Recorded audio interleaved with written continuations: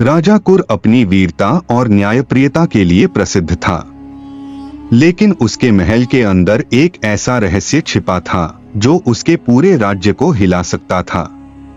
यह रहस्य उसकी 5 रानियों की दुखभरी दास्तान थी, जिसे कोई जानता नहीं था। महल के भीतर हंसी खुशी का माहौल था, लेकिन इन 5 रानियों के दिल में एक गहरा दर्द छिपा था। सौम्या राजा की पहली पत्नी थी। वह सबसे पहले राजा की रानी बनी, लेकिन जल्द ही उसे एहसास हुआ कि राजा के लिए वह सिर्फ एक सत्ता का प्रतीक थी। राजा ने उसे महल की सबसे ऊंची मीनार में रखा, लेकिन उसका दिल हमेशा खाली रहा। वह हर रात उस मीनार की खिड़की से बाहर देखती और सोचती, क्या यही प्यार है? राजकुमारी वासंती, सत्ता की शिकार। वासंती एक शक्तिशाली राज्य की राजकुमारी थी। उसका विवाह एक राजनीतिक समझौते के तहत राजाकुर से हुआ था। वह राजा से प्रेम नहीं करती थी, लेकिन उसने अपनी किस्मत को स्वीकार कर लिया। पर जल्द ही उसे एहसास हुआ कि वह सिर्फ एक मोहरा थी, जिसे राजा ने अपने राजनीतिक लाभ के लिए इस्तेमाल किया। सुंदरलता एक साधारण किसान की बेटी थी, जिसे राजा ने अपनी खूबसूरती के कारण रानी बनाया था। लेकिन शादी के बाद उसे एहसास हुआ कि राजा ने उसे सिर्फ एक वस्तु की तरह देखा। उसकी इच्छाएं, उसके सपने सब धरे के धरे रह गए।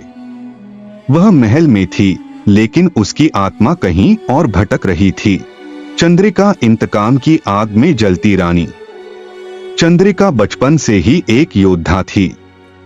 उसे अपने राज्य के विनाश के बाद जबरन राजाकुर से शादी करनी पड़ी, लेकिन उसने कसम खाई थी कि एक दिन वह राजा से बदला लेगी।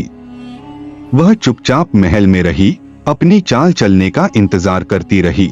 नंदिनी एक अज्ञात दर में जीने वाली रानी। नंदिनी सबसे रहस्यमय रानी थी। किसी को नहीं पता था कि वह कौन थी, कहां से आई थी। कहा जाता था कि राजा ने उसे जंगल से खोजा था, लेकिन उसकी आंखों में हमेशा एक गहरी उदासी रहती थी।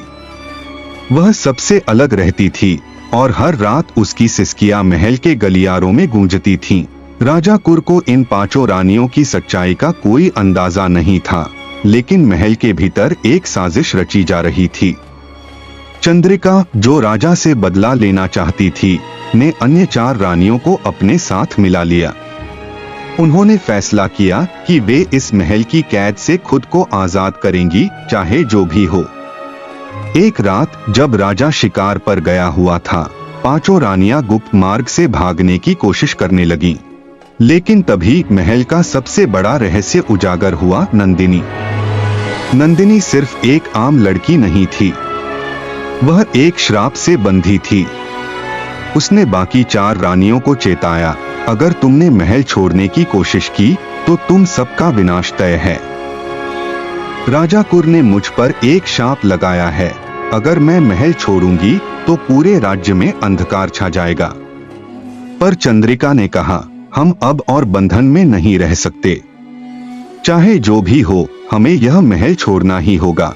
5 रानियां महल से बाहर निकलने लगीं, लेकिन जैसे ही उन्होंने अंतिम द्वार पार किया, आसमान में बिजली कड़क उठी। पूरा महल हिलने लगा। नंदिनी जमीन पर गिर पड़ी और उसका शरीर राख में बदलने लगा। राजाकुर जैसे ही महल पहुंचा, उसने देखा कि उसकी सबसे प्रिय रानी नंदिनी अब नहीं रही। बाकी 4 रानियां राजा की ओर देख रही थीं। उनकी आंखों में डर और आजादी की ज्वाला दोनों थीं। राजाकुर समझ गया कि उसने अपनी शक्ति और लालच में अपनी सबसे अनमोल चीजें खो दी, अपने ही जीवन का सच्चा प्यार और विश्वास।